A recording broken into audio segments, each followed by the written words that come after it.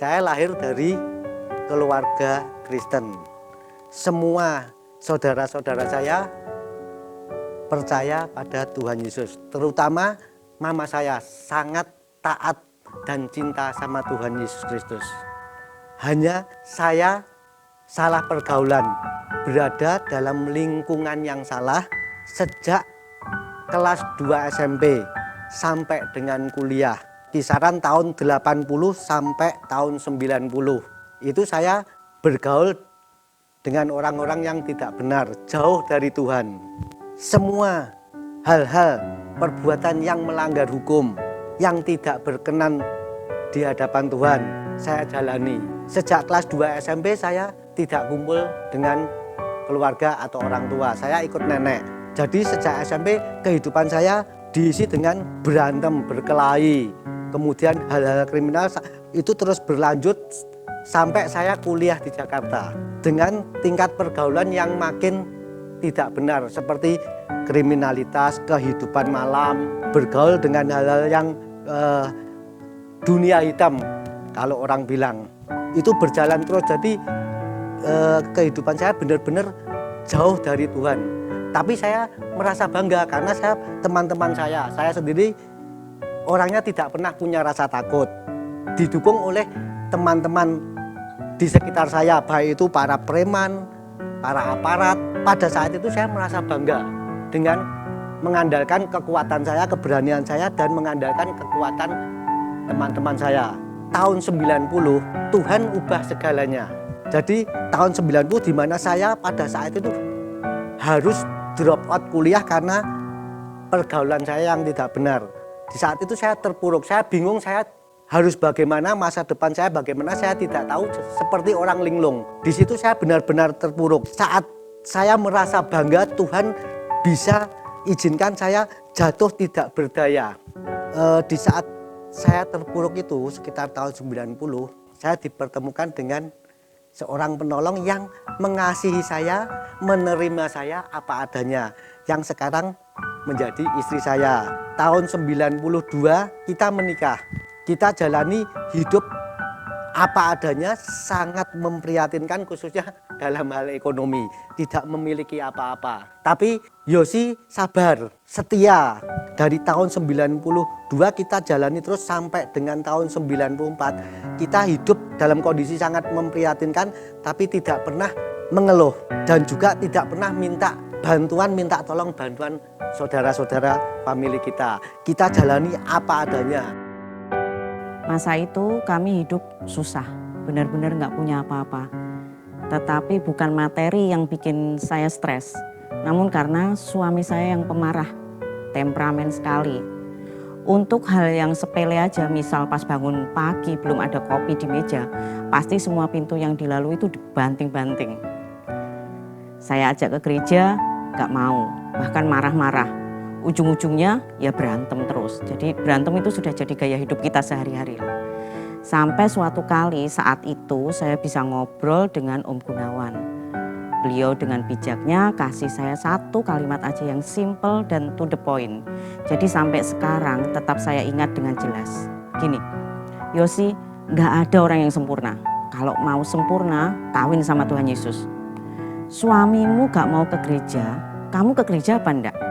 Ya saya jawab, enggak Om.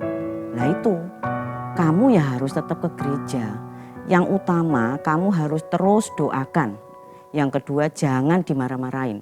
Di luar sana banyak wanita yang mau sayang-sayang suamimu. Jangan kaget kalau di rumah dimarahin terus, jadinya malah tambah gak betah di rumah. Yang ketiga kamu harus tetap melayani dengan baik. Sabar, kasih contoh. Tetap ke gereja dan tunjukkan perubahan sifat yang baik karena kamu ke gereja. Hanya kalimat itu yang jadi pegangan saya mendampingi suami saya yang pemarah dan gak betah di rumah. Tahun 94 kita sudah tidak memiliki apa-apa, tidak berdaya. Semua perhiasan yang kita jual untuk hidup sudah habis semua. Tapi Tuhan kirim lagi malaikat. Mama saya yang selalu setia berbuat sama seperti istri saya, selalu memberikan kasih dengan tindakan. Mama saya memberi kabar saya bahwa saya bisa masuk kerja ke suatu perusahaan. Itu awal saya bekerja di suatu perusahaan. Kehidupan normal, keadaan ekonomi juga sudah makin meningkat, karir juga meningkat. Tapi seperti apa yang tertulis dalam firman Tuhan, iblis itu seperti singa yang mengaum-ngaum. Tahun 2000 saya jatuh dalam dunia narkoba. Kembali ke teman-teman lama saya menjadi pecandu narkoba. Itu berjalan 1,5 tahun sampai tahun 2001. Saya tidak pernah beli. Dalam hal mendapatkan narkoba itu saya disuplai oleh teman-teman. Kehidupan saya tiap hari menggunakan narkoba. Tapi untuk aktivitas sehari-hari secara rutinitas saya biasa. Jadi keluarga bahkan istri saya pun tidak tahu kalau saya memakai narkoba.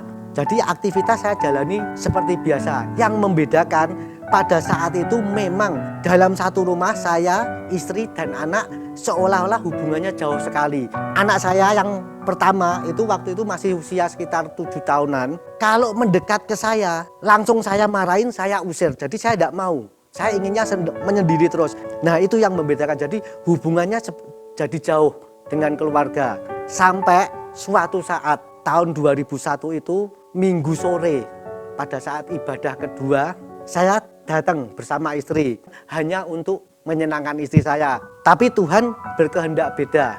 Pada saat itu sore ibadah, pada saat puji-pujian saya ikut dalam ruangan ibadah.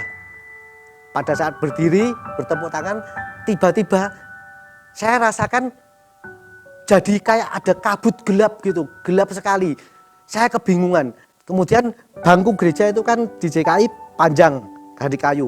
Itu saya cengkram gini sampai nggak tahan, saya cengkram gini. Terus saya bisikin istri saya, "Nik, pulang nih. Aku gak kuat, pulang nih." Tapi istri saya kasih tahu saya, "Tahan, berdoa, minta kesembuhan." Padahal istri saya tidak tahu kalau saya menggunakan narkoba. Saya pada saat itu mengikuti istri saya. Saya berdoa, tapi saya tidak minta kesembuhan. Saya minta ampun sama Tuhan. Saya minta lepas dari kecanduan narkoba. Ini mujizat terbesar saya dijamah Tuhan. Pada saat itu tiba-tiba kaki saya dari telapak kaki kerasa hangat. Jadi hangat, panas, menjalar sampai naik terus sampai ke rambut. Seperti orang kesetrum gitu. Tubuh saya ini jadi keringat keluar semua, gede-gede basah. Baju juga sampai basah. Karena saya tidak tahan, kemudian saya duduk sambil menjamkan mata gini. Saya duduk, saya sudah nggak ingat apa-apa lagi. Entah berapa lama saya juga tidak sadar. Tiba-tiba pada saat saya buka mata saya, itu saya heran. Ruangan jadi terang sekali. Terangnya bukan seperti terang biasa, jadi seperti terang sekali. Terus yang membedakan ini ada damai dalam dada saya ini. Loh, kok enak? Loh, kok terang? Kok jadi damai sekali?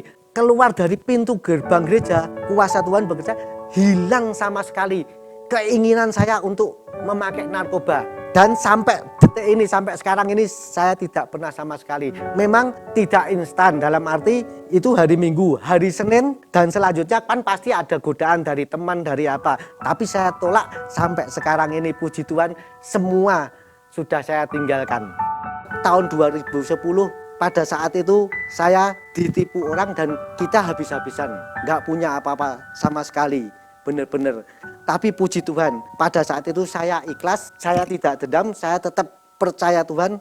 Dan itu yang saya rasakan, saya baru tahu arti lebih dari pemenang. Setelah itu Tuhan pulihkan kembali keadaan ekonomi saya. Sampai dengan saat ini kita sudah hidup dengan penuh kasih Tuhan, damai sejahtera bersama keluarga. Sekarang ini saya selalu berusaha senantiasa bagaimana menyukakan hati Tuhan dan hidup hanya dengan mengandalkan Tuhan saja. Saya terus berusaha menjadikan kekristenan sebagai gaya hidup saya sehari-hari, bukan sekedar rutinitas ritual yang semu. Puji Tuhan, sekarang suami saya sudah berubah. Saya tahu perjuangan saya tidak akan pernah sia-sia. Doa-doa yang saya naikkan kepada Tuhan untuk suami saya juga tidak pernah sia-sia. Suami saya sekarang ini makin sabar dan makin cinta Tuhan. Saya sangat bersyukur kepada Tuhan. Tuhan Yesus sangat baik buat kami.